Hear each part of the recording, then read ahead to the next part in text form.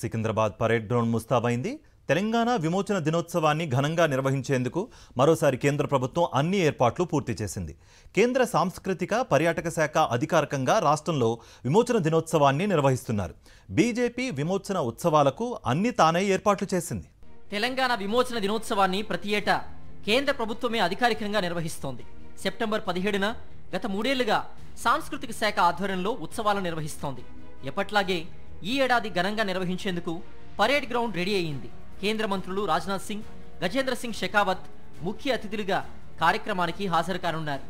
ఇప్పటికే రాజ్నాథ్ సింగ్ హైదరాబాద్కు చేరుకున్నారు. రాష్ట్రానికి చెందిన కేంద్ర మంత్రులు కిషన్ రెడ్డి, బండి సంజయ్ కార్యక్రమంలో పాల్గొననున్నారు. కేంద్ర మంత్రులు జాతీయ పతాకాన్ని ఎగురవేసి కేంద్ర బలగాల పరేడ్ సెల్యూట్ను స్వీకరిస్తారు. ఆ తర్వాత కళారూపాల ప్రదర్శన ఉంటుంది. ఇందుకు సంబంధించి పరేడ్ గ్రౌండ్స్లో కళాకారులు రిహార్సల్స్ చేశారు.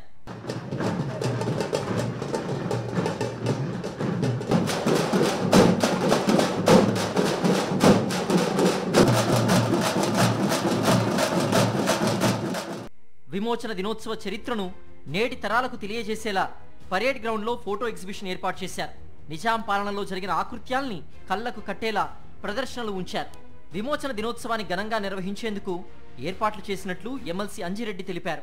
దాని విమోచన దినము పక్క రాష్ట్రాలు కూడా ఏదైతే కర్ణాటక ఉంది, మహారాష్ట్ర ఉంది, ముక్తి దివాసాన్ని చేస్తూ ఉన్నారు.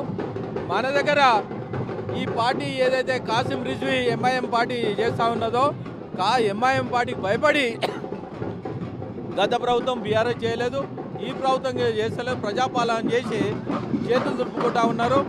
మేము డిమాండ్ చేస్తూ ఉన్నాం, భారతీయ జనతా పార్టీ రాగానే అధికారికంగా నిర్వహిస్తామని డిమాండ్ చేస్తాం.